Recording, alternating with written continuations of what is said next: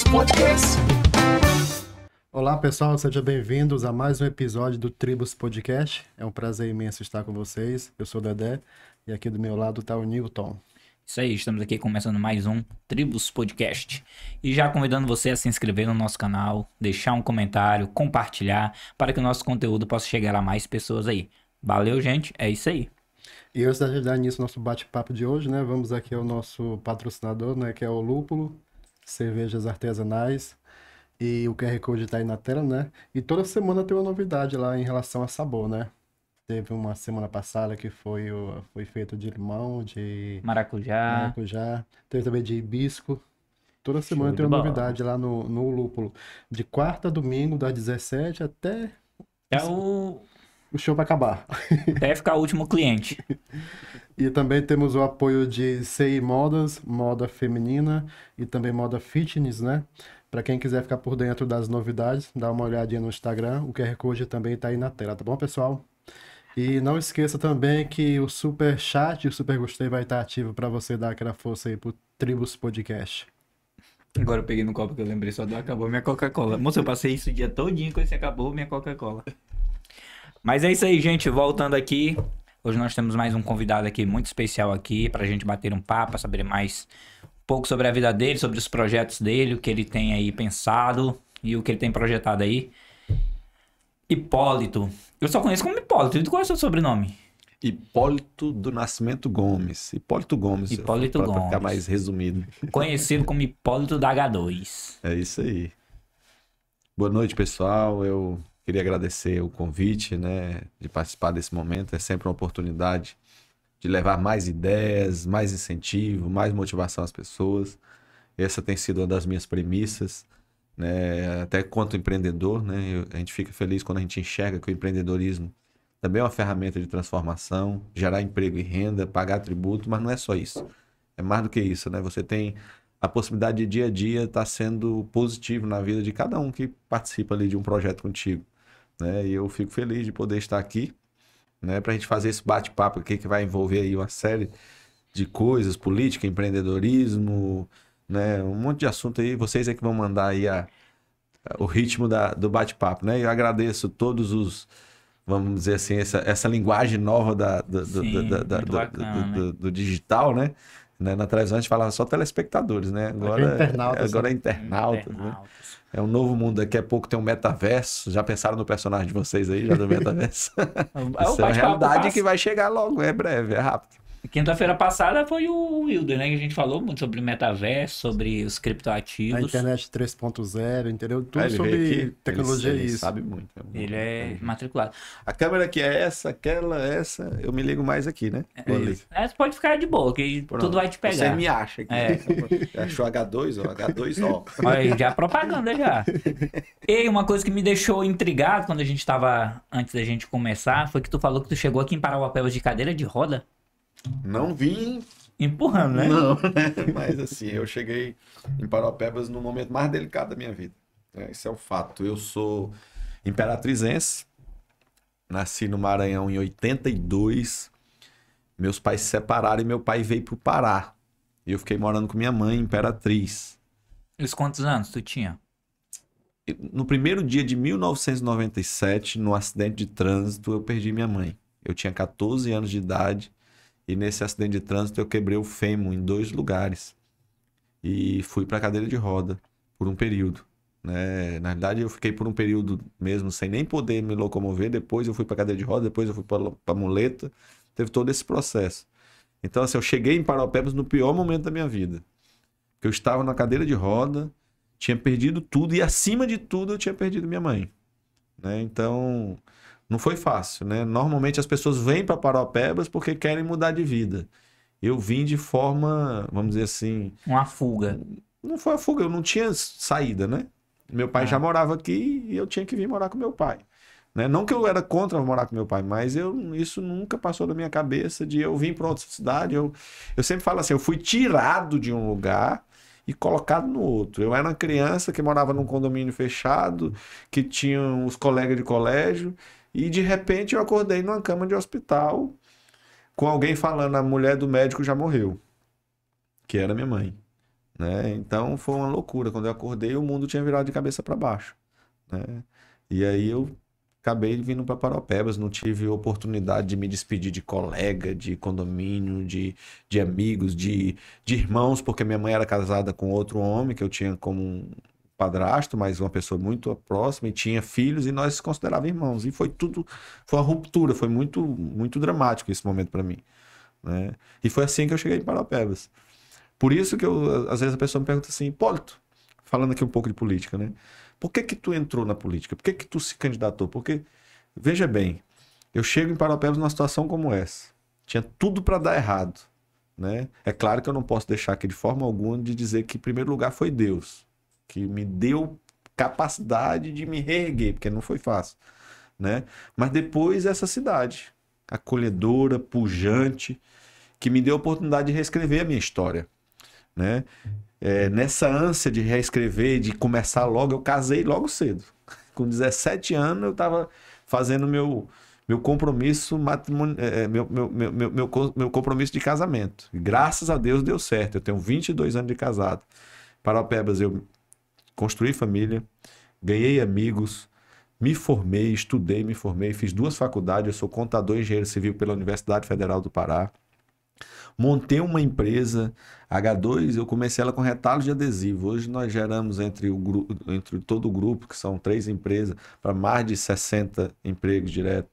Então, assim, se eu for olhar como eu cheguei, que aí, como você disse, eu cheguei numa cadeira de roda, e hoje o que eu conquistei, em primeiro lugar, grato a Deus, segundo a essa cidade, a nossa dedicação, eu acho que é o mínimo que eu faço por essa cidade, é me colocar à disposição dela, para poder fazer algo por Paropebas. Eu já tenho feito dentro das minhas condições, tanto que no ano de 2014, quando eu fui convidado pelo prefeito Valmir para implantar a Secretaria de Segurança, eu aceitei e me dediquei ao limite. Aqui E a gente fiz um bom conhece trabalho. como o Sense, né? Assim. Sense, foi eu que implantei a Sense, foi através de nosso trabalho que nós implantamos a guarda, ampliei o vídeo monitoramento, trouxe para cá a campanha educativa chamada Maio Amarelo, implantei o gabinete de gestão integrado, onde nós discutíamos segurança pública, sabe, de forma direta, de forma...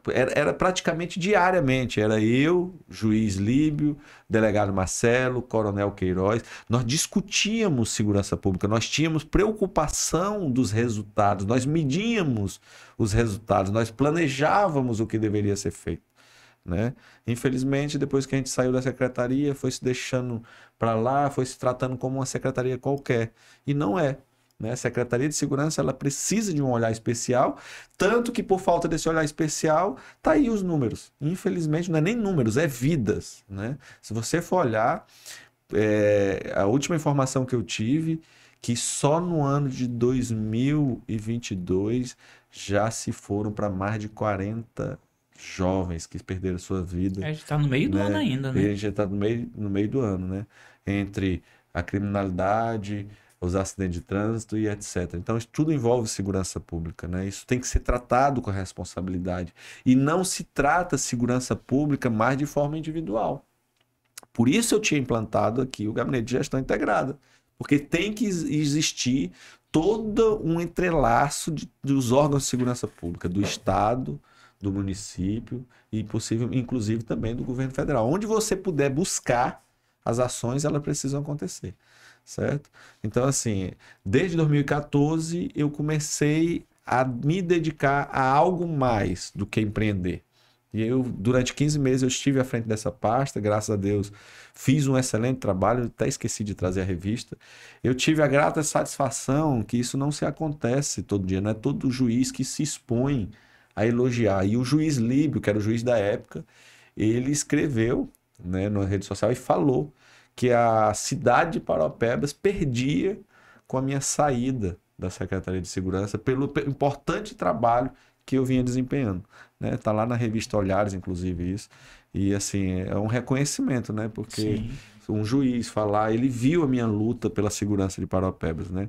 Então, espero fazer mais. Né? Por isso eu tenho me colocado à disposição.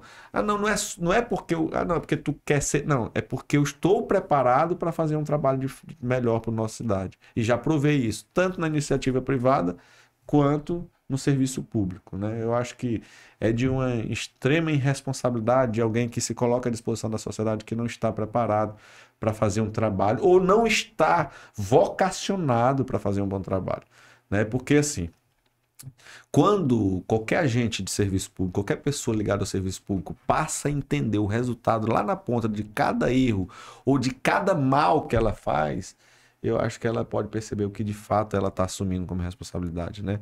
Porque, a exemplo disso, a corrupção, que tem que ser lutada de forma assim, tem que ser com rigor, tem que ser tratada a corrupção com rigor. Porque, veja bem, se falta um remédio lá na rede pública de saúde, se alguém morre por falta de acesso a um exame e tal, o corrupto é o culpado, né? Porque o dinheiro poderia ter chegado até a ponta onde atende as pessoas. Então, eu vejo dessa forma. As pessoas que assumem a responsabilidade do serviço público, elas precisam cada dia mais fazer essa introspecção, essa reflexão do mal que elas fazem às pessoas, ou por incompetência, ou por irresponsabilidade mesmo, e pela maldade que existe em alguns não vou nem chamar de cidadão, em algumas pessoas, né?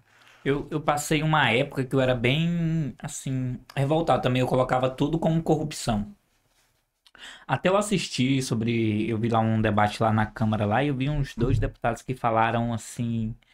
Algo que mudou um pouco o meu pensamento. Que eles falaram também da inabilidade que as pessoas têm de estarem ocupando esses cargos, né? Às vezes não é só corrupção. Às vezes é só um cara mesmo que tá ali... Incompetente. Que ele não consegue manusear o público. Né? E eu comecei a passar, cara, talvez... Aí comecei a ver uns exemplos, falei, é que não tem... Até porque eu não sou nenhum policial federal pra não estar averiguando e sabendo se é corrupção ou não, mas assim, dava tudo a entender que era só falta de habilidade mesmo, a inaptidão de estar ali naquele cargo. E como é que tu vê? É tão prejudicial quanto a corrupção ou é menos equivalente? Não posso falar que é tão quanto, porque a corrupção ela é algo que você deseja fazer, né? É como aquela questão do acidente de trânsito doloso e culposo, né? Então, tem coisas que a pessoa faz porque, infelizmente, ele não teve competência, né? Eu vou usar a expressão, não teve a maldade, né? A gente não pode tratar da mesma forma. Eu acho que a corrupção, ela tem que ser tratada com rigor, porque a pessoa desejou pegar algo que não é dela e esse algo, lá no final, prejudicou a vida de pessoas, né? Ou tirou a vida de pessoas, né? Então, é com a vontade de fazer. Não é com culpa, é com dolo, é com desejo de fazer, né?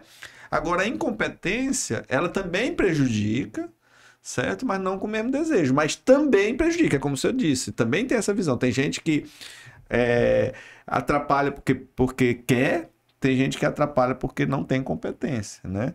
E aí, é por isso que, assim, nosso sonho é que exista um desenvolvimento cultural, principalmente do eleitorado, né? Para que ele possa avaliar bem, né? Eu falava isso muito na campanha passada, quando eu fui candidato a prefeito. Eu usava muito essa expressão, não basta querer fazer, tem que estar preparado para fazer, né? Então, assim, vamos dizer que chega alguém passando mal e eu queira operar essa pessoa para poder salvar a vida dela.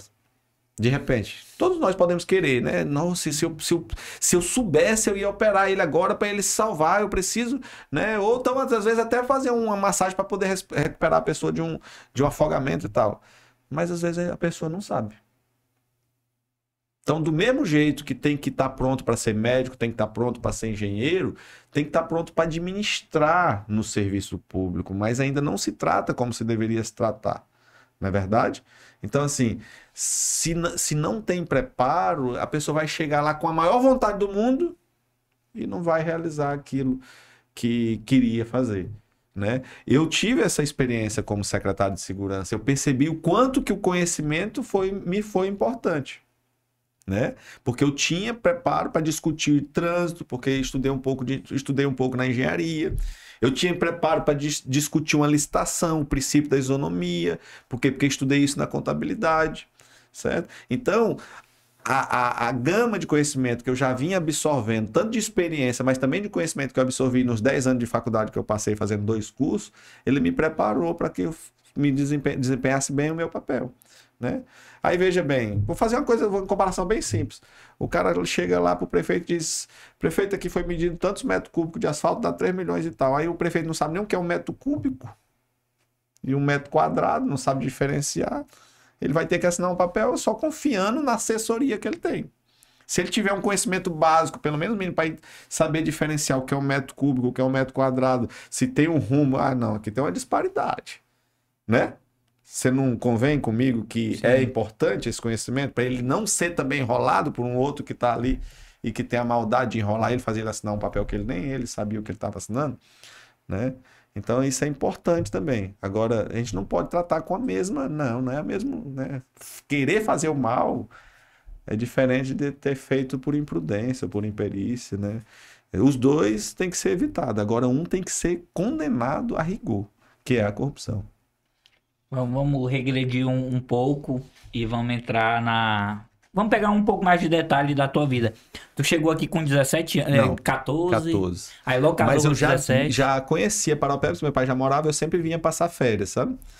Mas eu cheguei com 14, casei com 17. Tu tinha outros irmãos que moravam aqui? Ainda não. Até aquele.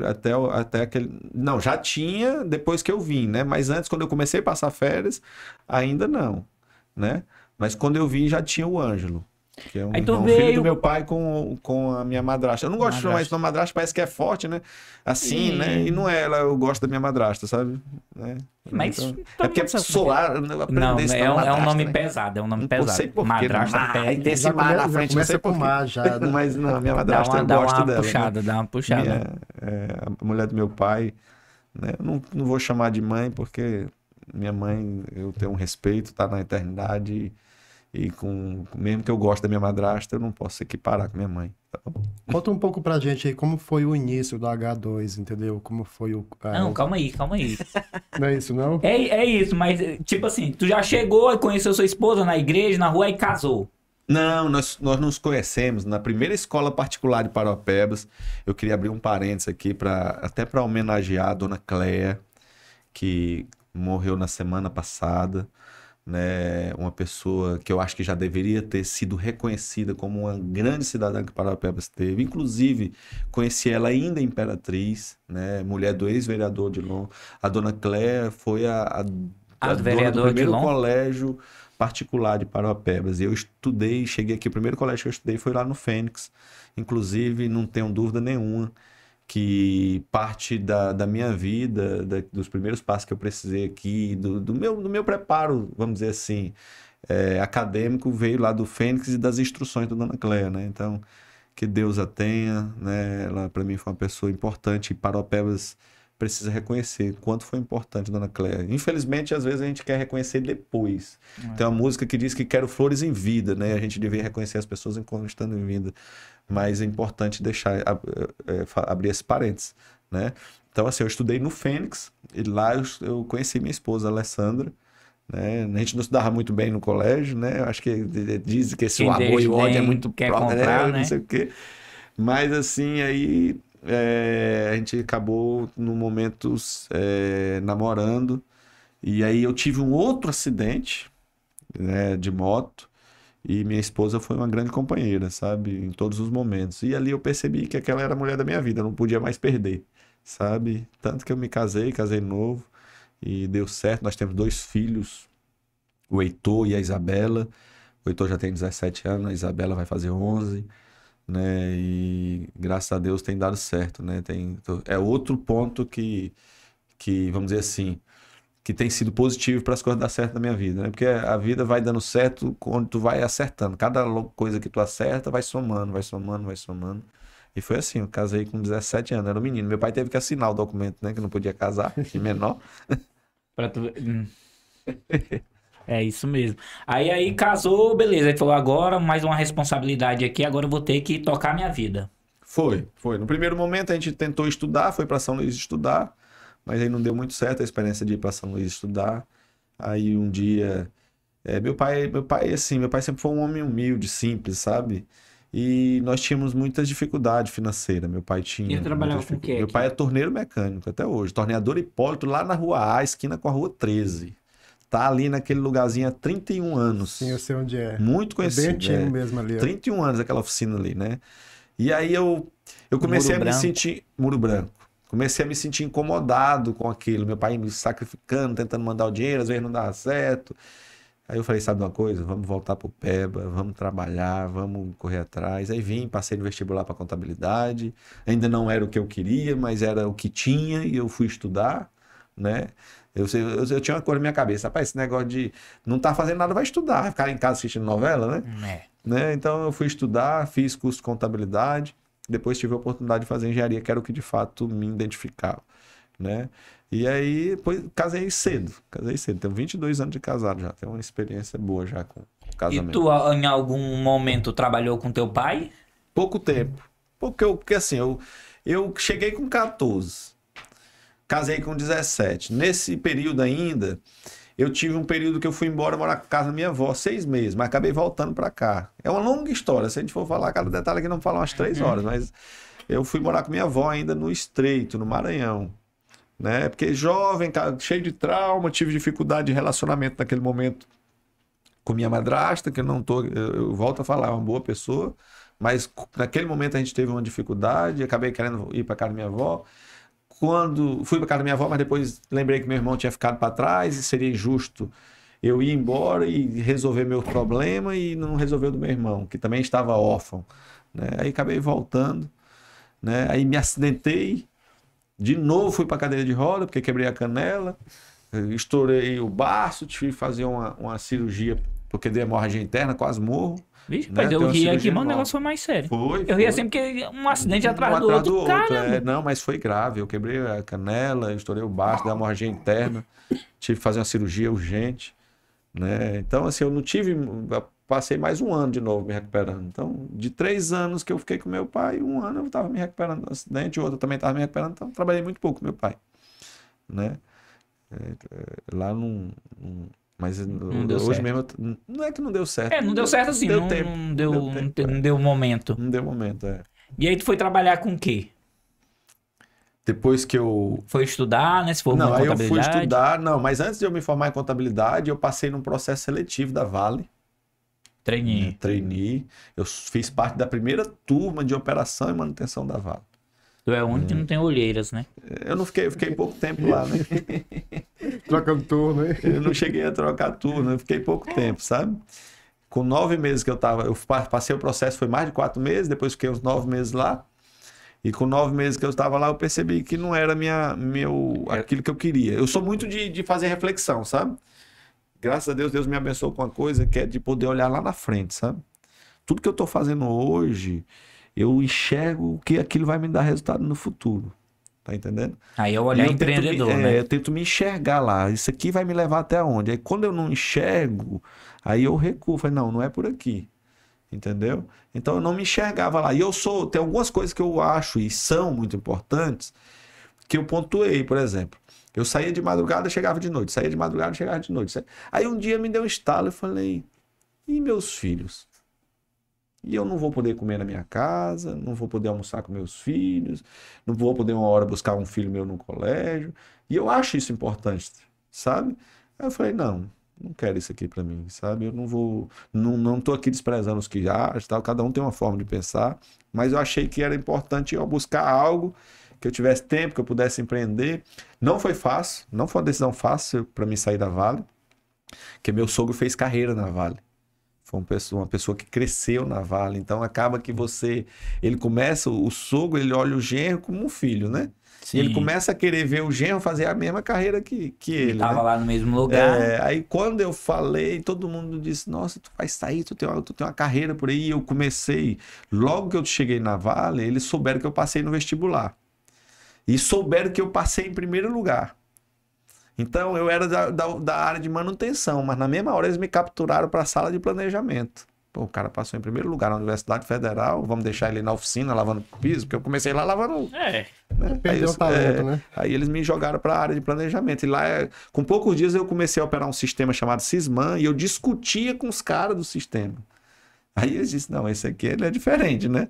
Aí eles já iam me contratar, só que eu não era aquilo que eu queria, sabe? Aí tive essa pressão, né? Rapaz, tu vai abrir mão disso aí E a tal. esposa? A esposa ficou ali naquele conflito, né? Não sei o quê. Mas assim, eu sou muito decidido. Assim, eu nem digo muito decidido, porque assim, eu demoro às vezes para decidir, porque eu faço muita reflexão. Avalio o pró, contra e tal. Mas depois que eu decido, meu irmão, aí É marchar e pra frente, chegar até o final. pra frente. Não dá pra estar olhando pro lado, pro outro, titubeando, não. Tem que ir pra frente, né? E graças a Deus deu certo, montei H2, né? Aí saiu, pegou a rescisão, famosa rescisão. Zona. A rescisão zona, que na época eu acho que não dava nem o salário que eu ganhava lá, né? Ixi, mas eu achava bom demais. Eu fazia hora extra quase todo sábado para completar a minha renda, sabe? Era. Não, Pra cobrir os descontos. lá na H2. Pra cobrir os descontos, né? Cara, eu Pra ver se tirava da carteira. sábado eu falei, tenho que ir para completar isso aqui e tal. E eu ia com o maior prazer, né? Eu gostava de sábado. Eu trabalhava no horário administrativo, mas no sábado eu gostava de ir de 6 às 15, porque aí eu acordava mais cedo, chegava pelo menos mais cedo para fazer alguma coisa, olhar os cachorros. Eu gostava de cachorro, ainda gosto, né? Então eu sempre. E saiu aí. O que tu pensou em fazer quando tu saiu da Vale? Já tinha filho? Não tinha filho ainda não. Eu organizei bem esse cronograma, sabe? A gente foi ter filho eu já tinha 5 anos de casado. né? Por mais que eu casei cedo, assim, tem muita gente que pensa, era um menino. Era. Mas eu sempre tive uma cabeça muito, muito planejada daquilo que eu queria, sabe? Então, meus filhos... Eu tava na Vale em 2002, meu filho foi nascer em 2005, né? Então, já foi 3 anos depois que eu saí da Vale que o Heitor nasceu. Né? Pronto, o Heitor nasceu no ano da H2. E ele é Heitor Hipólito. Né? Ele é H2 2 vezes, né? Então ele nasceu no mesmo ano, sabe? Eles nasceram juntos. Mas antes da H2, eu passei no concurso da prefeitura. Eu já fui fiscal de tributo da prefeitura. Né? Que Deus me deu a bênção de passar também em primeiro lugar. Assim, Deus me abençoou. Deve ter sido um dos primeiros concursos aqui da prefeitura, né? Não, já tinha um, mas foi dos primeiros, mas não foi o primeiro, né? Aí eu passei como fiscal de tributos, trabalhei na prefeitura, aí comecei a montar um negócio, e aí corria pra lá, corria pra cá, esperando um negócio, porque todo negócio, se você vai montar um negócio, você tem que ter um período de incubação e tal. Tem gente que não faz isso, acaba se frustrando, mas você não pode montar um negócio e querer viver dele no outro dia, que não costuma dar certo, sabe? Tem uns 6 meses a 1 ano aí pra ele maturar. Mais, H2 demorou mais pra maturar. Aí quando eu vi, eu acabei também vendo que não queria fiscal de tributos, não era também meu perfil. Sabe? E como foi essa escolha de tu ir pro ramo? Tu escolher... Da gráfica? Isso. Quando minha mãe era viva, minha mãe tinha uma agência de publicidade, Imperatriz. Né? Já na fase boa dela, né? Porque assim, a gente veio de lá humilde, carente, mas minha mãe, uma maranhense, daquelas maranhenses trabalhadeiras, acho que tu é maranhense, né? Sim. Né? Me perdoe os maranhenses, mas as maranhenses, as mulheres, são mais aguerridas, são mais trabalhadoras, sabe? E minha mãe era uma dessas maranhenses trabalhadoras, sabe? Minha mãe, ela venceu na vida, sabe? Tanto que um dos outros baques que eu tive foi essa quebra de... Minha mãe conseguiu vencer na vida, nós vivíamos um bom momento financeiro quando ela morreu, e eu fui pro fundo do poço de novo, recomeçar, porque meu pai ainda estava recomeçando a vida aqui, né? E aí minha mãe tinha essa agência de publicidade, uma agência renomada, Imperatriz, tinha grandes clientes como Shop Timbira, etc. E ela sempre olhou na frente também. Minha mãe me mandou para São Paulo com 13 anos de idade para fazer um curso de CorelDRAW e 3D Max, numa empresa chamada Cadritec, que hoje é uma das maiores da América Latina. Maria, nessa época eu acho que eu nem fazia ideia que tinha esse tipo de curso. Pois isso em 96, só pra você ter ideia, na época dos computadores 386, dos 486 da vida. E ela já investiu em mim, e eu fui só. Tinha que pegar lá um ônibus, um metrô e uma lotação para chegar no curso. Pra tu ver, coragem, né? Mas ela sabia o que tava fazendo, né? Pra tu ver, pouco tempo depois ela faleceu, e esses cursos que me nortearam a vida até hoje, né? Eu fazia ainda, quando tinha um computador em casa, na época do Paintbrush, né? Aí eu desenhava no Paintbrush os brasão de time de futebol, pegava os papel contact que sobrava das capas de caderno, emplasticava e vendia no colégio. Então, isso abriu o meu norte. Um dia eu resolvi montar H2, Aí eu chamei um amigo meu, o Wilson, que é meu sócio até hoje. Aí, rapaz, bora montar um negócio e tal. Aí eu falei assim mesmo, vamos montar algo que a gente não gaste muito dinheiro, até porque a gente não tem. E que se não der certo, a gente pelo menos aprende a ser empreendedor. É como se fosse uma faculdade. Foi assim mesmo que a gente conversou. Aí, pensando numa coisa, eu falei, rapaz, não é bom a gente montar alguma coisa que eu já tenho pelo menos uma noção? Ele disse, pois é, eu tenho uma noção de CorelDRAW, dessas coisas, vamos mexer com isso, né? Aí foi daí que a gente começou. Aí eu comecei, só para você ter ideia, na época o investimento não chegou a 16 mil reais, uns 8 mil e pouco de cada um. E como o nosso capital era pouco, eu falei, rapaz, não dá para comprar esse negócio de longe não, que eu tenho medo de a gente mandar esse dinheiro na conta da empresa e eles não mandar. Aí peguei o ônibusão, fui para São Paulo e comprei, e fui para lá na Barra Funda, até hoje eu lembro o nome da empresa, Day Brasil. Meu irmão, eu montei H2 comprando retalho de adesivo. É retalho, porque compra 2 metros de amarelo, 3 metros de não sei o que. Eu ainda lembro como se fosse hoje, eu com a caixa de papelão, cheio de adesivo, parando o ônibus no centro de São Paulo, isso nunca sai da minha cabeça. Aí parava o ônibus, corria pro fundo, botava a caixa, corria para frente para passar a catraca, para poder pegar a caixa de novo, porque não dava para passar pela frente. Entendeu? Então, assim, H2 começou assim, com retalho de adesivo. Né? E graças a Deus, não é uma mega empresa, mas de onde a gente saiu, ela é uma gigante.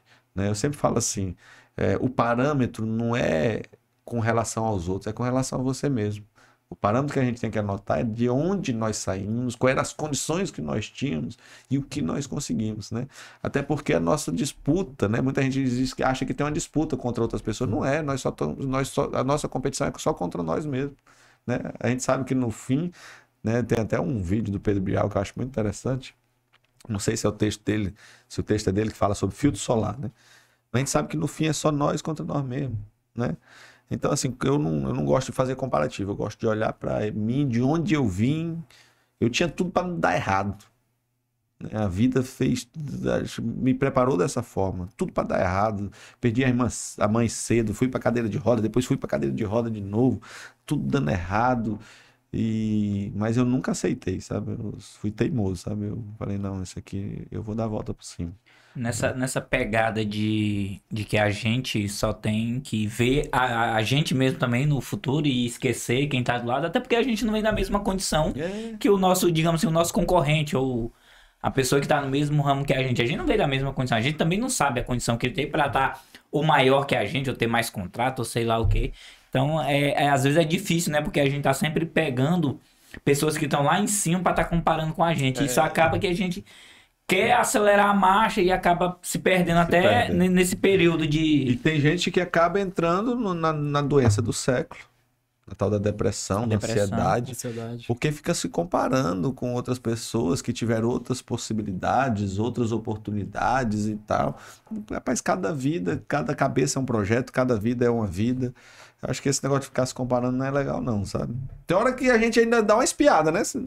É normal a gente dar uma espiada pro lado e tal. Não, meu irmão, vence a tua vida, faz a tua história, né?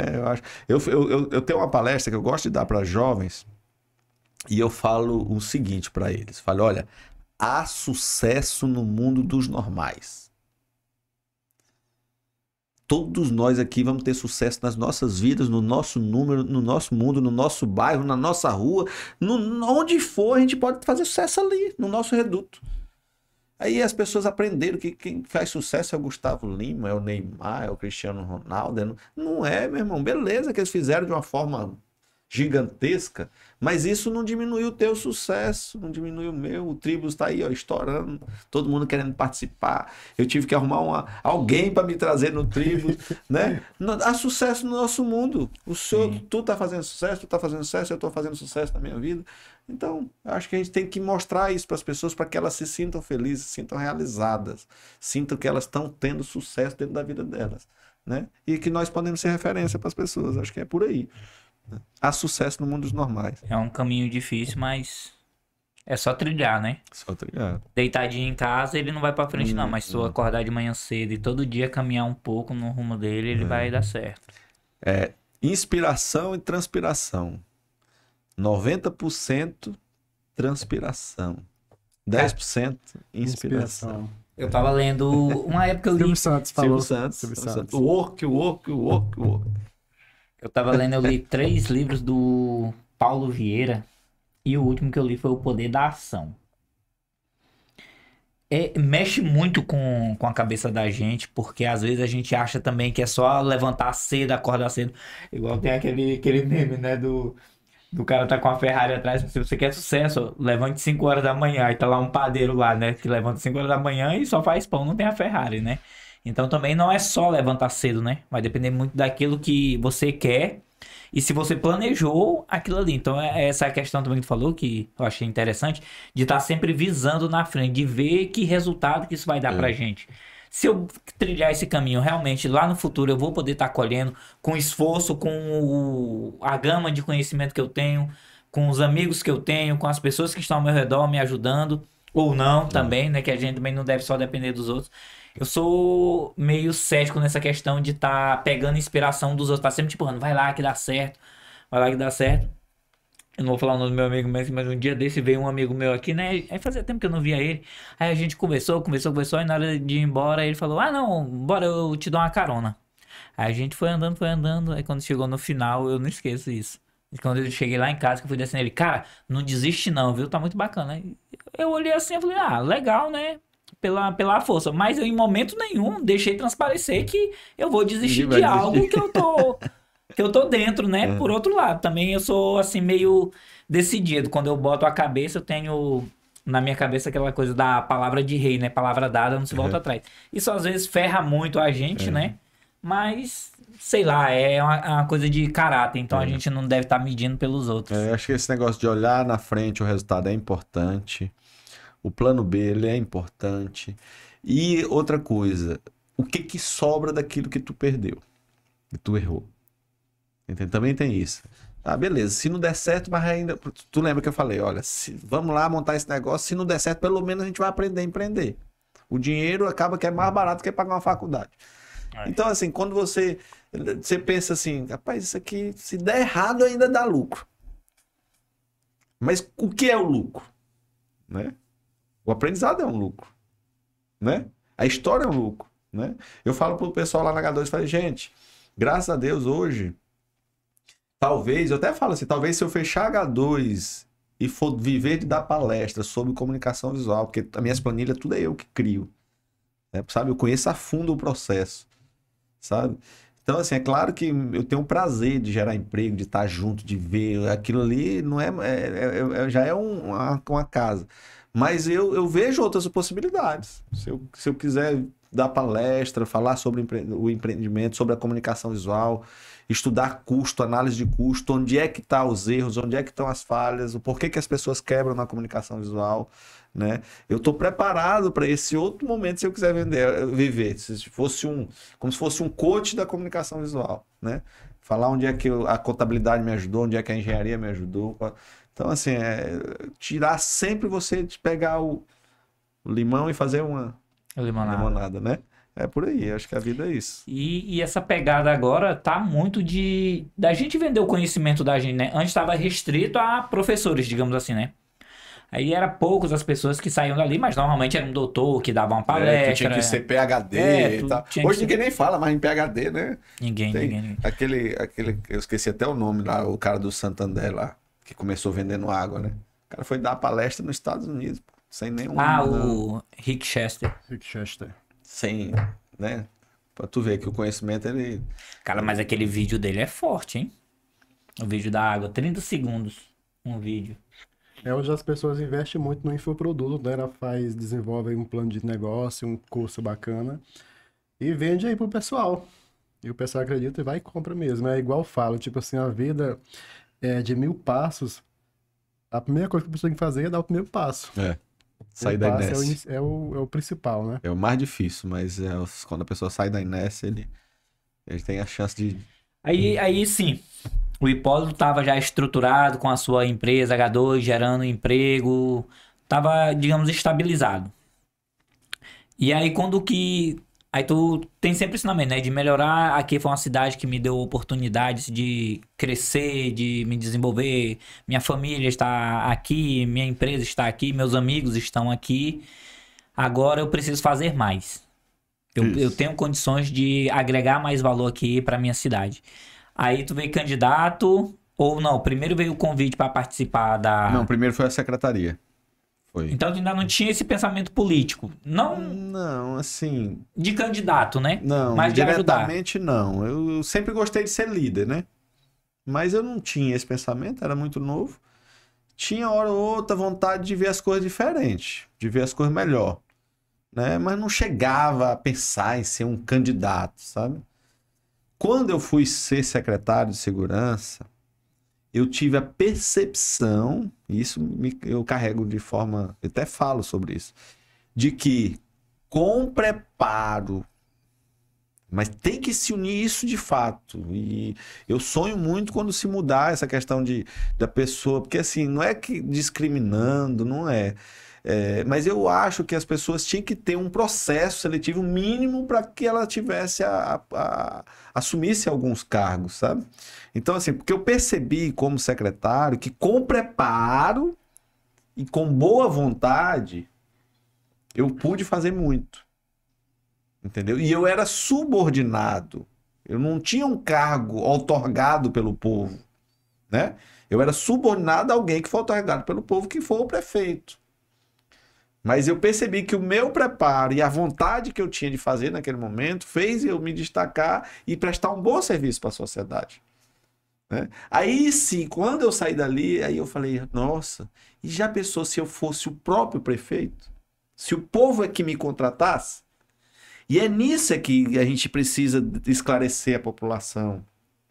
O voto, ele é uma contratação. Você não concorda comigo? Sim. Que a pessoa vota, mas ela... eu sonho com um dia que as pessoas vão tirar esse nome, voto. Eu não concordo com esse nome. Porque o próprio nome engana as pessoas. O próprio candidato diz, me dá um voto de confiança. Tu daria um voto de confiança pro cara decolar um avião contigo dentro sem ele estar preparado? De verdade. Não. Como é isso? Parece que é um negócio assim. E tem gente que ainda inverte, acha que aquilo é um meio de vida que é pro cara ficar rico. Um dia desse o cara me perguntou assim, nossa, Hipólito, mas tu já é um cara realizado, um cara de sucesso, já foi empresário do ano, tem uma empresa. Pra que tu quer ser deputado? Pra que tu quer ser prefeito? Eu falei, meu irmão, política não foi feita pra ganhar dinheiro, não. Política foi feita para mudar a vida das pessoas, é responsabilidade social. Aí tem gente que pensa tanto dessa forma que diz assim, não, eu vou dar um voto para esse aqui ficar rico, depois eu vou eleger aquele para ficar rico. Nós temos que acabar com isso. Eu sou contra o nome voto. Me deu um voto, o cara chega, nem te conhece. Nem te conhece, te dá um abraço apertado, diz, me dê um voto de confiança, aí mexe no teu coração. Aí por isso que eu fiz a pergunta, e se fosse um avião para ele decolar contigo dentro de tua família, sem ele ter preparo, tu deixava ele tu dava um voto de confiança para ele? Não dava. Eu sonho um dia que a urna vai ter o nome lá, contratar. Quem já faz o cara refletir. Porque se tu for contratar, o que tu pede? Se tu for contratar qualquer pessoa aqui no Tribos Podcast, tu vai pedir o quê? O currículo O dele. currículo. E ainda mais, além do currículo, tu prefere quando alguém indica e diz assim, olha, esse eu conheço, eu confio, tem referência. No dia que um brasileiro passar a tratar isso como contratação e que precisa de currículo e de referência, de história de vida, no dia que ele entender que o cara que não paga as contas porque não quer, o cara que não tem compromisso com o funcionário, o cara que foi bagunceiro na rua dando cavalo de pau, não foi um bom cidadão, tem tudo para ser um péssimo administrador, um péssimo gestor público, ele vai começar a entender a importância de uma eleição. Entendeu? Esse é meu sonho. Eu tenho certeza que se fosse assim, eu tinha ganhado já para prefeito na passada, porque eu não via ninguém com esse perfil.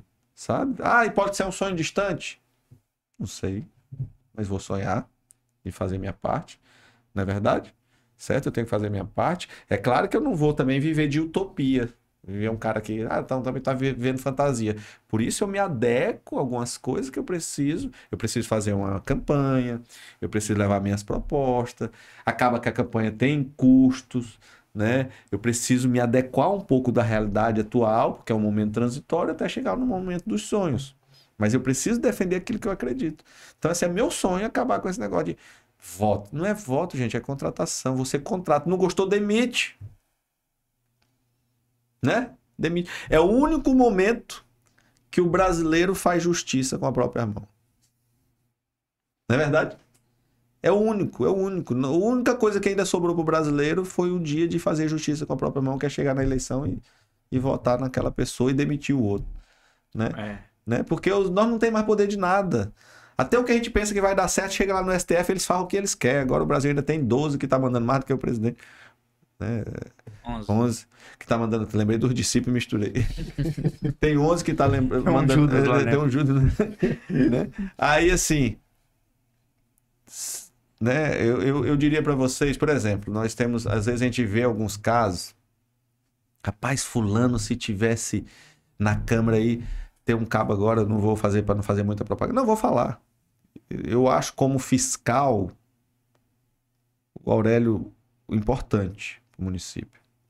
Aí tem gente que diz assim, rapaz, se tivesse aí mais uns 7, se tivesse mais 7 vereador fiscalizando de fato o município, as coisas eram melhor. Não era para caçar, mas para fazer o cara trabalhar. O cara ficar pelo menos com a orelha em pé para não deixar essa bagunça que tá aí, né? Aí quem é que bota? É nós que temos essa oportunidade. Entendeu? Se nós fizermos com responsabilidade, vai mudar as coisas sim. Agora nós precisamos lembrar que só é de 4 em 4 anos que nós temos a oportunidade de fazer justiça. Foi a única coisa que ainda nos sobrou, porque o resto nós não estamos mandando mais nada, né? Mas nessa campanha passada, dos 15 que tava lá, saíram 8 ou foi 7, se eu não me engano, né?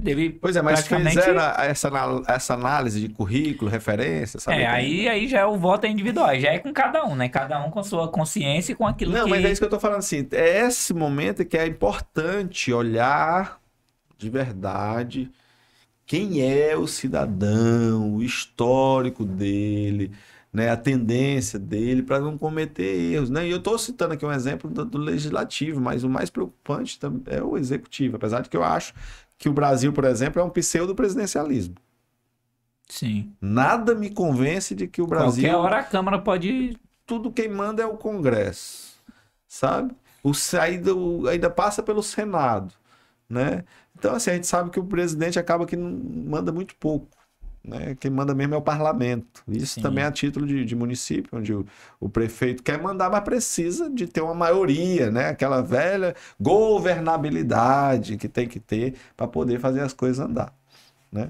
Então, assim, é preciso fazer essa reavaliação, né? E eu sonho muito com esse momento, né? Se um dia eu tiver a oportunidade, você pode anotar que eu vou botar esse projeto de lei para mudar o nome de proibido nesse negócio de votinho de confiança. Não é votinho de confiança, não, é contratação. Eles não... Engraçado que tem uns que se endeusam ainda. Os caras se acham, como diz no popular, a última biscoito do pacote, porque é vereador. Mas um vereador aqui de Parauapebas é um prefeito de qualquer outra cidade. Não, pois é, mas é no sentido, infelizmente, porque acaba fazendo o que não deveria fazer. Né? Mas assim, o que eu tô querendo falar é porque ele não é nada mais do que o empregado do povo.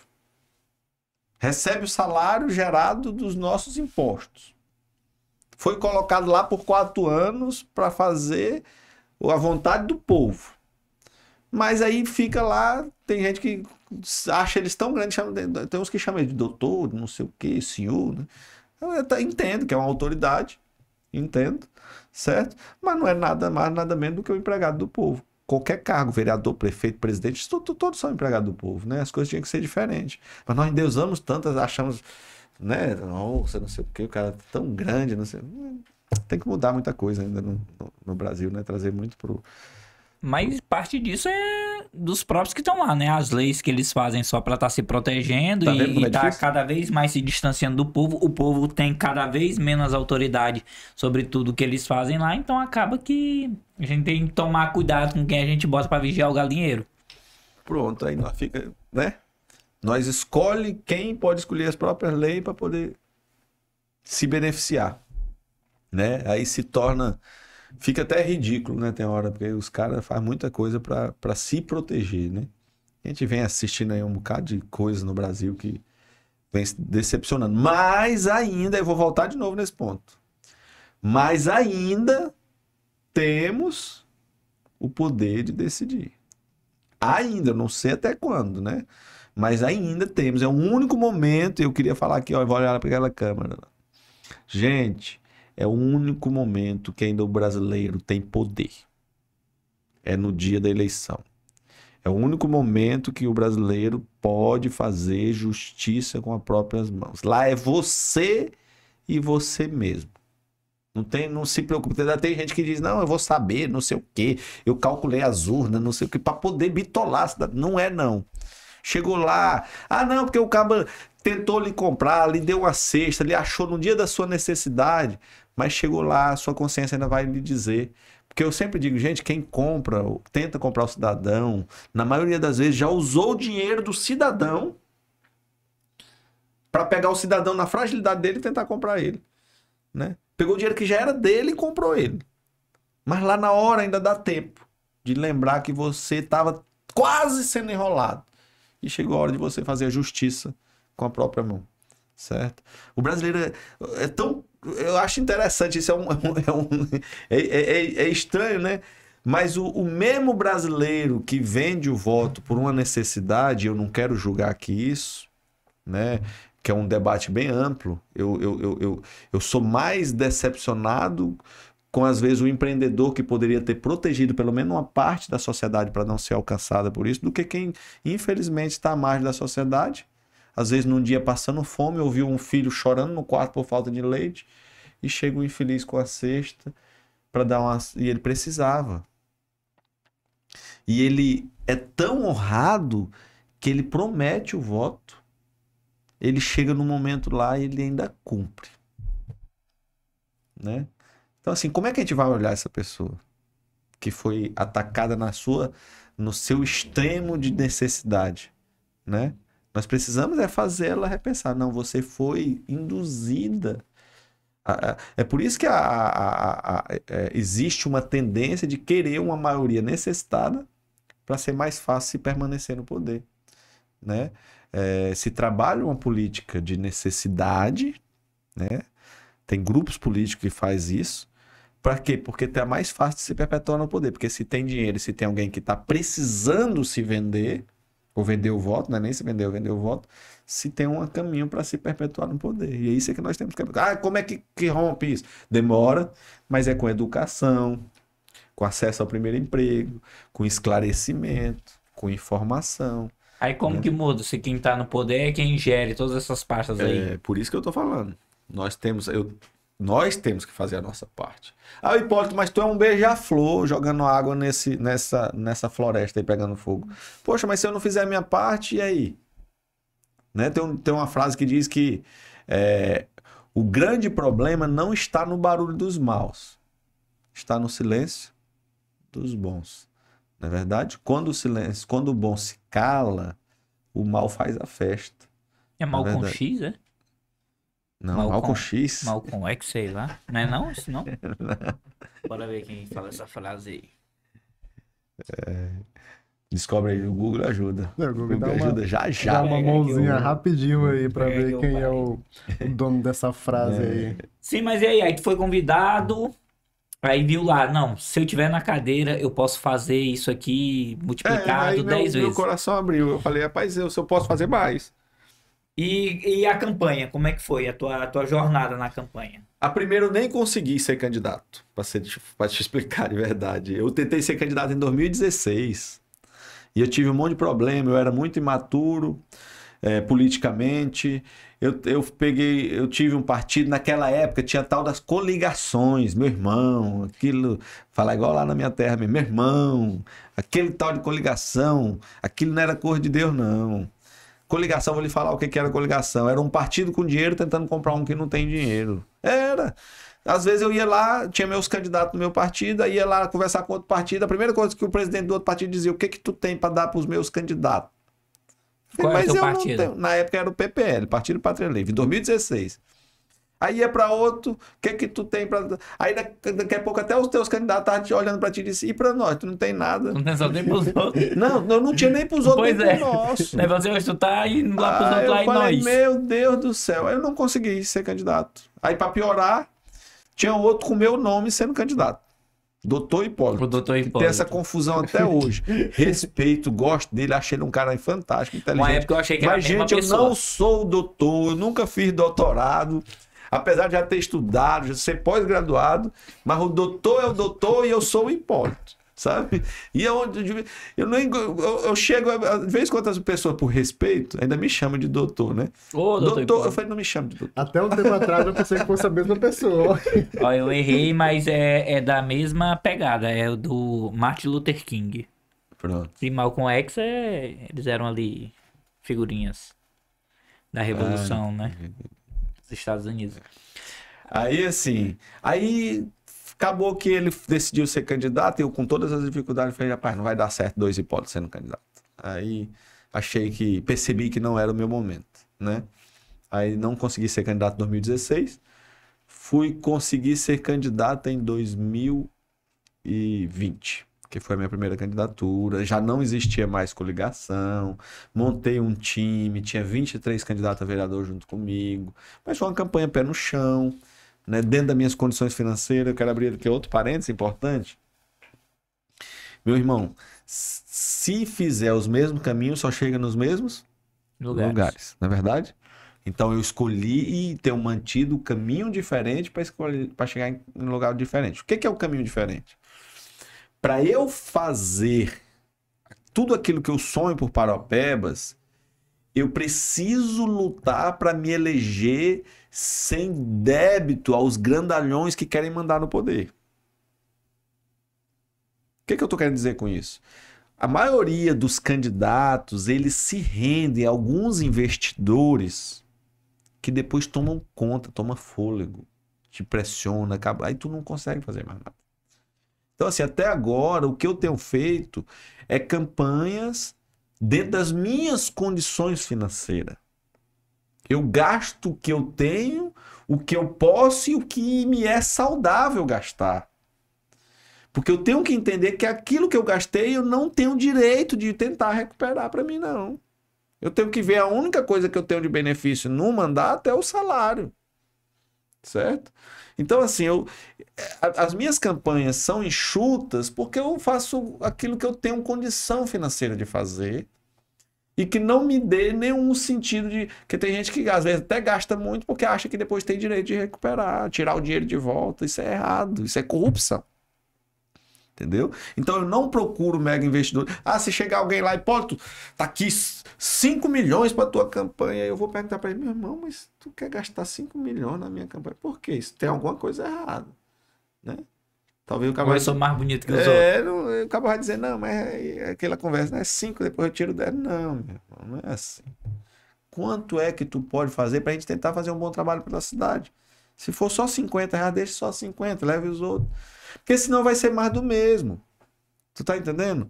Aí não adianta de nada eu vender a minha alma e ser um incompetente. Eu não quero política como meio de vida. Eu não sou um homem rico, milionário, mas eu sou um homem realizado. Aos 40 anos de idade, que eu completo esse ano, eu já vejo isso tudo. Isso não vale a pena se for de forma diferente. Só vale a pena se for da forma correta. Certo? Não estou aqui vendendo uma ilusão, uma utopia, uma fantasia.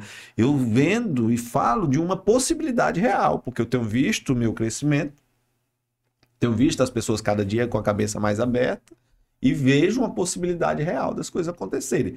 Do jeito que eu enxerguei H2 lá no futuro, eu enxergo o Hipólito no futuro.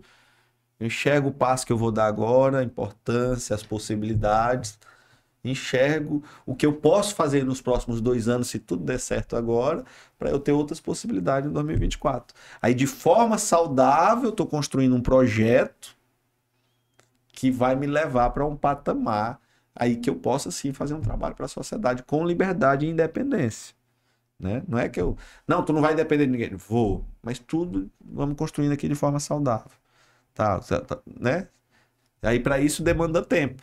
Não é à toa que eu tô de 2016 que eu comecei essa história. Se eu quisesse, não vou falar dessa forma, sim. Por exemplo, se fosse para mim ser vereador, possivelmente eu já tinha sido eleito. Eu tive 7.000 votos para prefeito, né? Já tinha uma história, né? Mas não é esse, não é um projeto de vida, não é um projeto financeiro, é um projeto de cidade, é um projeto para fazer um trabalho por nossa cidade. Então, para isso tem que ter um caminho a trilhar, um alicerce a fazer para que essa edificação funcione, entendeu? Então está tudo muito bem planejado, né? Para que dê certo da forma certa. No caso, um desses passos é agora, você é pré-candidato? Eu sou pré-candidato a deputado estadual, né? O que eu enxergo? Vamos lá. Paraopebas precisa de um representante. É fácil olhar o quanto faz falta o deputado estadual em Paraopebas. Olha nossas escolas de nível médio, como é que estão. Olha o atendimento do Detran, como é que está. Olha a segurança pública de Paraopebas, os jovens que têm perdido a vida. Isso tudo é ligado diretamente ao governo do estado. E nós não temos um deputado, pelo menos para ligar, gritar e balançar o braço e dizer assim: ei, governador, tem gente aqui em Paraopebas. Tem 300.000 pessoas aqui. Não é porque a cidade é rica, porque tem coisa que é obrigação do estado.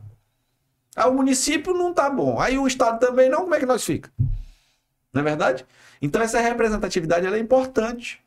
E é isso que eu quero fazer. Durante esses próximos 2 anos, é claro que o mandato é 4, eu estou sendo bem transparente aqui, certo? Durante os próximos 2 anos, cobrar, pelo menos cobrar do governador, atenção, visitar essas escolas, mostrar para ele: ô futuro governador, ô governador, tá aqui, doutor.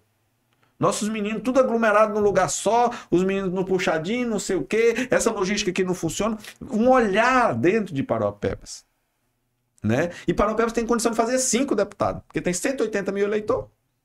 Dependendo do partido, o partido meu elegeu deputado na eleição passada com 14.000 votos. Eu já vi deputados com 11.000 né? votos aqui. O meu partido ele é um partido com nomes mais equiparados e mais...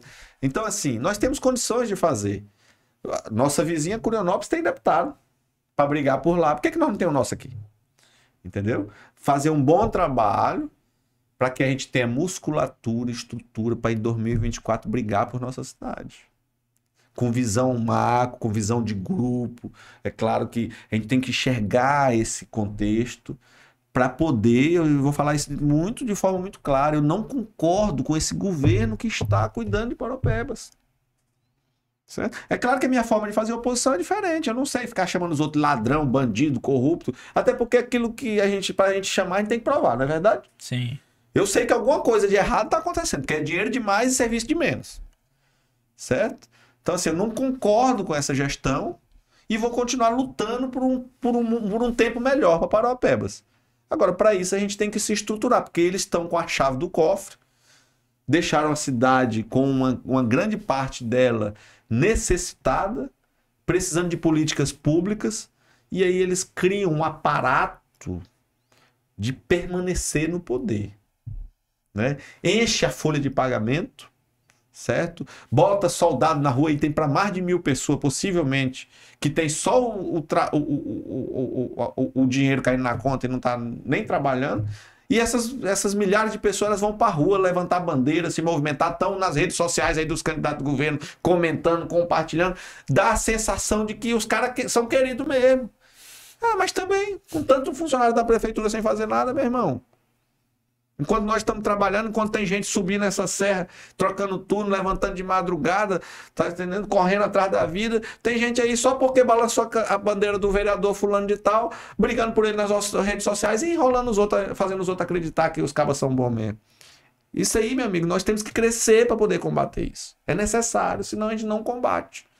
Entendeu? E aí eu tenho essa percepção, tenho energia, muita gente já me falou: rapaz, tu é doido, tu tem tua zona de conforto, tu tem tua empresa, tu mora bem, que realmente eu moro bem, tenho minha empresa, já viajei bem, já levei meus filhos para conhecer a Disney, eu tenho um carro bom para me andar, sabe?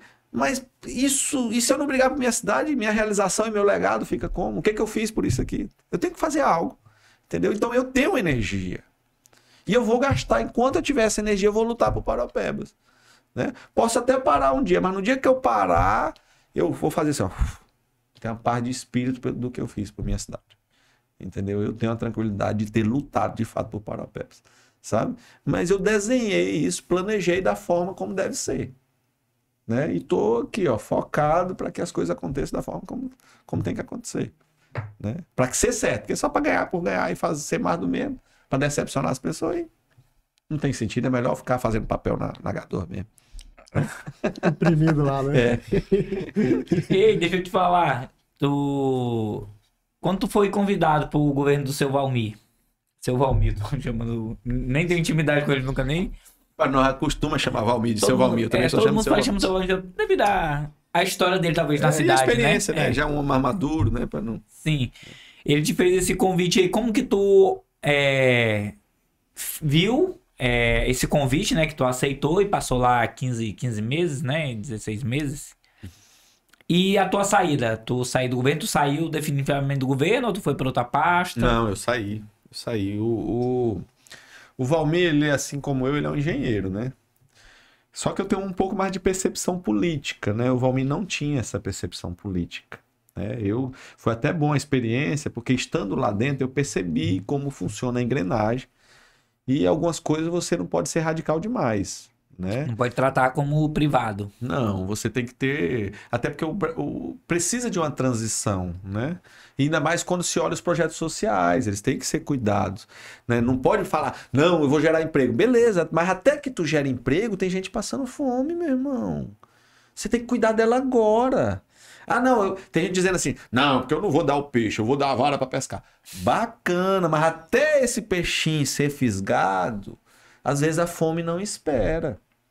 Então, os projetos sociais precisam ser cuidados agora, enquanto tu vai gerando desenvolvimento, emprego, renda e tal. Mas também tem um processo inicial.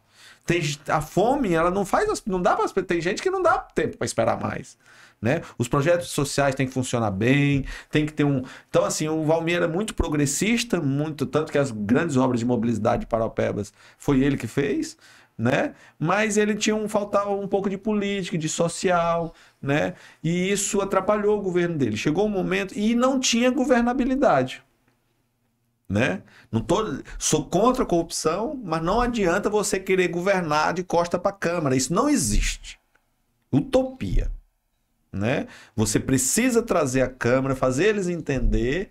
E é claro, de uma forma republicana, se o vereador pedir um asfalto lá no bairro dele e vai atender a sociedade, por que não?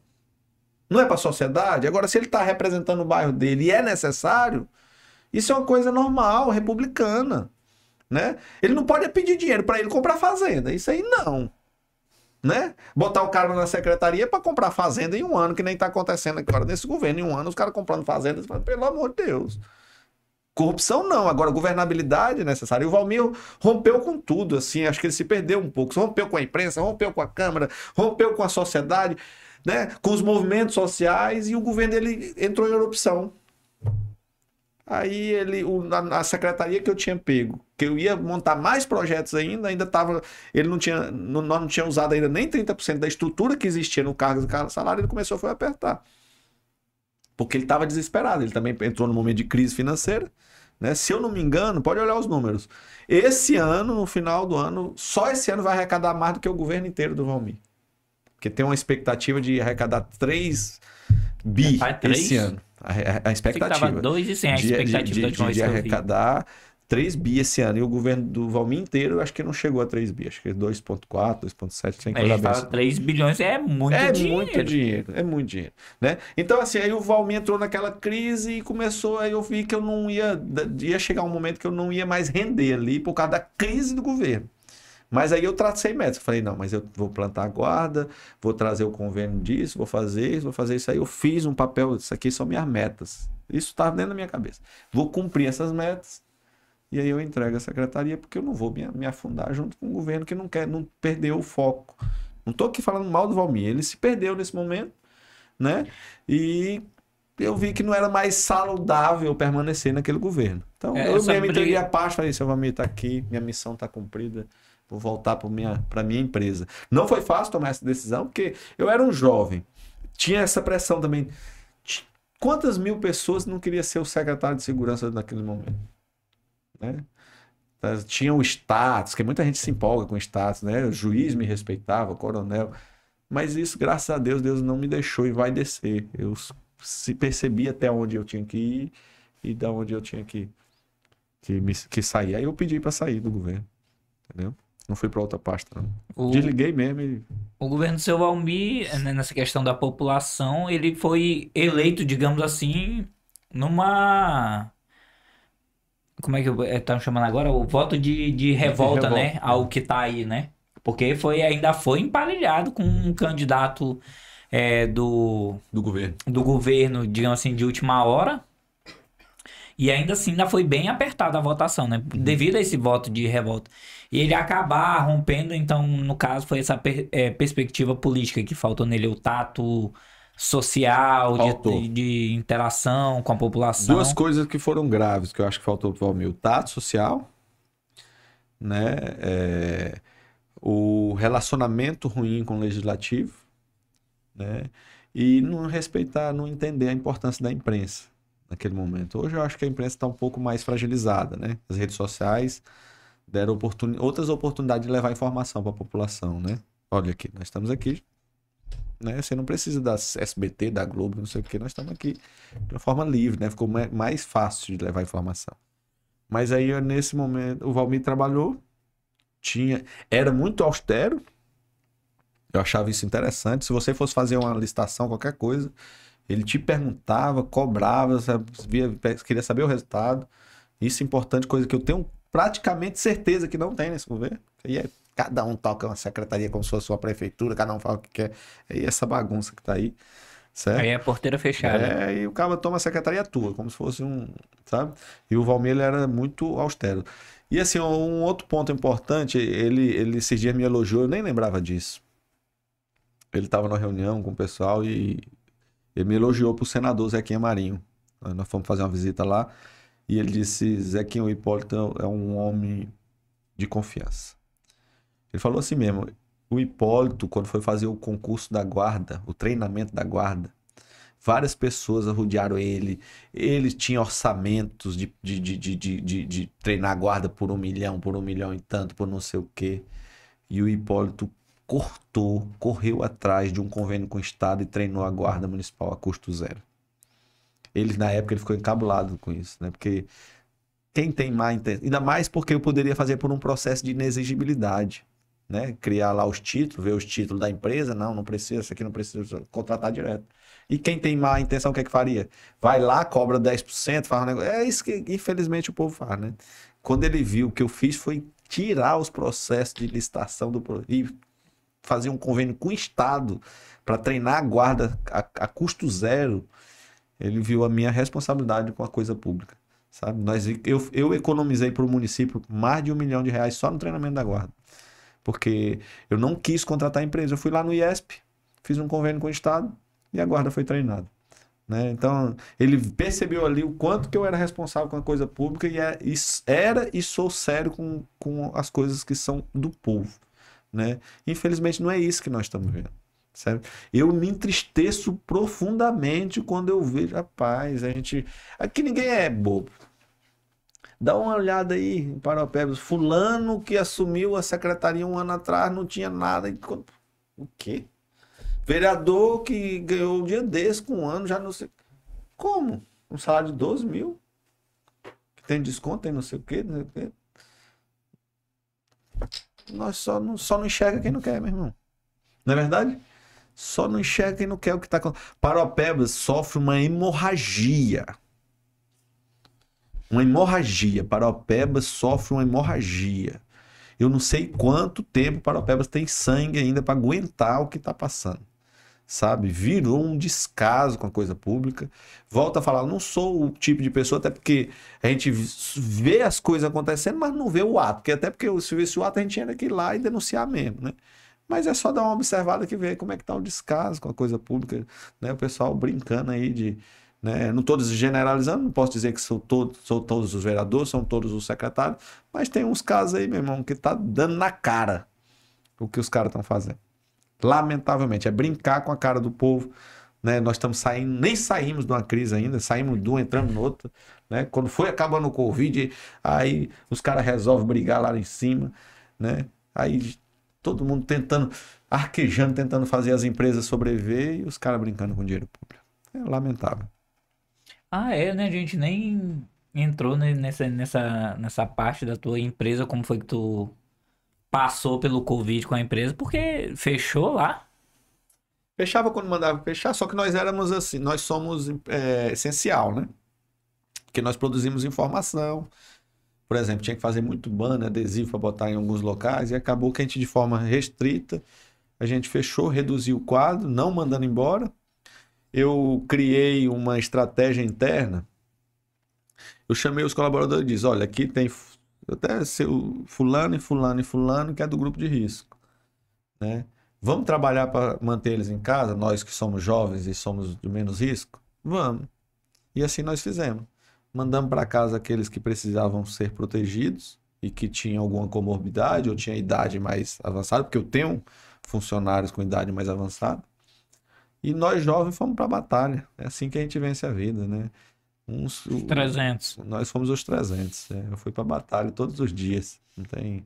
E graças a Deus deu certo, né? Estou aqui com um dos colaboradores nossos, né, João? Ninguém foi tocado na nossa empresa, né? E assim nós fizemos, né? Eu tenho pessoas mais velhas e assim a gente fez e deu certo, graças a Deus. Era assim que o Brasil tinha que ter feito, sabe? Nunca fui a favor de fechar tudo, sabe? Porque nós comemos arroz todo dia. Nós comemos carne, toma remédio. Então, alguém tem que fazer isso. Criar essa teoria de fecha tudo, como se nós fosse viver se fechasse. Nunca existiu, sabe? Agora, o que era a minha teoria? Protege os que têm comorbidade, bota eles num cantinho guardadinho, separado, sabe? Os mais velhos. E nós jovens que temos menos risco, vamos para a guerra. Porque isso aqui é uma guerra, certo? Cria uma barreira lá na sua casa, tu entra por um lado, aqueles ficam por um outro e vamos para a guerra, certo? Era assim que deveria ter sido feito desde o início, né? Tanto que forçaram demais o fechamento e nós estamos pagando uma conta. Até hoje. Conta alta, né? Uma conta alta. Uma conta alta, porque também tinha uma guerra política nisso, sabe? A gente sabe que na verdade não era nem... O vírus era, digamos assim, o de menos. A guerra política foi o que agravou muito mais. Também não sou muito... Graças a Deus que a principal nossa fonte lá do agronegócio, né, não parou, né? A galera lá continuou com aquela série de restrições, mas continuou produzindo, para trazendo alimento pra gente. Porque aí, trancado em casa sem produzir nada, e o boletim não para de chegar. A conta de energia, a internetzinha pra tu passar o dia todinho em casa na Netflix. Né? Não é mole, não. Eu sei que a gente, infelizmente, tinha muita narrativa, como você disse aí, muita narrativa política que atrapalha. Ainda atrapalha o Brasil até hoje, né? A gente sabe como é que é difícil, mas é o que temos pra hoje. Mas e aí, o que tu tá trazendo aí pra tua campanha de deputado? Um pré-candidato, né? Eu sou pré-candidato pelo PSC, né? Eu era do Patriota, assumi o PSC.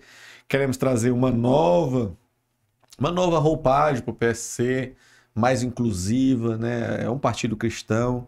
Quero trazer mais líderes eclesiásticos também para o PSC, não só de cristão, mas todo cidadão que se identifica com essa sigla, né? Como eu lhe disse, também fiz uma avaliação geral do partido, me identifiquei com o partido, vejo possibilidade real por conta dos números que eu já falei, né?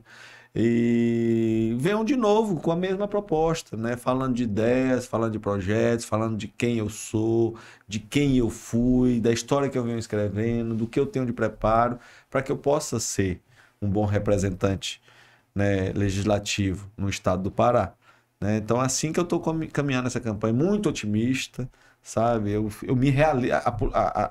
As campanhas, elas são doloridas, porque você passa por muitas decepções, por muitas frustrações, mas a sensação de realização, de dever cumprido, ela te passa uma paz, sabe? Então isso vai equilibrando.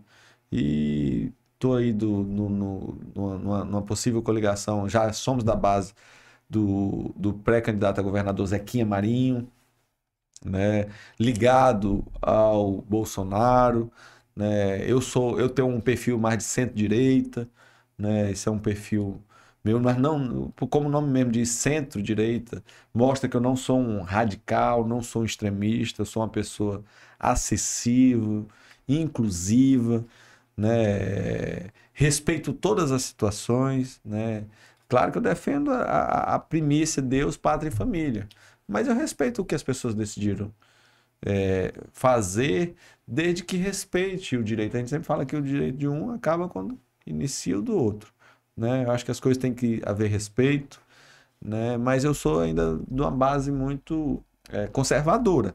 Eu sou conservador, acredito em Cristo fielmente como meu Salvador, né? Acredito que a família é a base da sociedade, uma sociedade com a família, base familiar saudável, ela tem um reflexo melhor, né? Isso é histórico, se você vê a possibilidade, por exemplo, filhos de pais separados tem que ter um equilíbrio maior porque sofre mais. Eu sou filho de pai separado, eu sei o quanto foi difícil, mas isso não me transformou em nenhum bandido, né? Mas a gente sabe que o sofrimento é maior, por isso que a gente luta muito por uma família organizada, porque reflete na sociedade, né?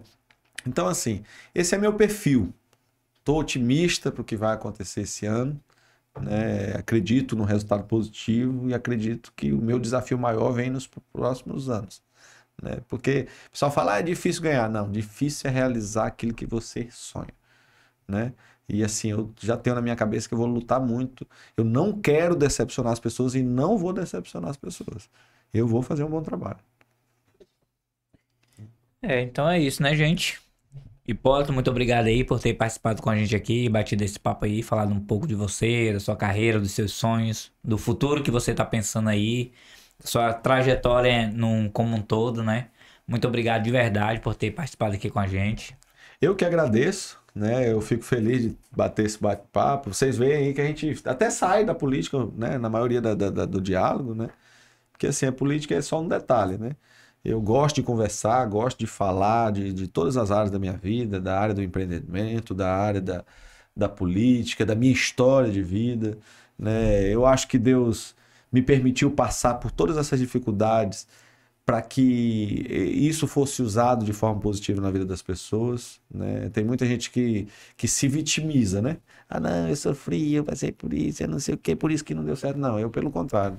Eu acho que se Deus me permitiu sofrer e vencer, isso tem que ser usado de alguma forma para ajudar e abençoar a vida das pessoas. É assim que eu faço, através da minha fala, através da minha luta, através da caminhada política, né? Então, fico feliz de estar aqui mesmo, um bate-papo agradável, acho que já vai passando aí mais de hora, né?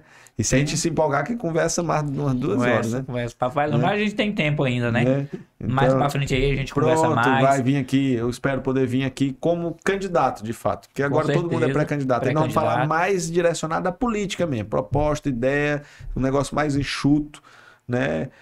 Para trazer aí ao público de vocês esclarecimentos. E aí é o sonho de que as pessoas façam isso com cada dia mais, voltem cada dia mais para a responsabilidade. Com certeza a gente vai fazer isso sim. Certo? Muito obrigado. E é isso aí, né? Agradecer a audiência de todo mundo, agradecer o nosso convidado Hipólito que trouxe pra gente uma história super bacana, uma história que motiva muita gente também, né? E o convite já tá feito, né? Quando chegar o momento certo de ser mesmo candidato, o espaço vai estar aberto, tá bom? Vamos voltar em breve. Com certeza. E é isso, gente. Eu gostaria de mais uma vez lembrar vocês que não custa nada, né? Curtir o nosso vídeo, deixar um comentário, compartilhar, para ajudar aí o famoso algoritmo aí a estar entregando para mais e mais e mais pessoas. É isso então, muito obrigado a todos. Valeu. Falou.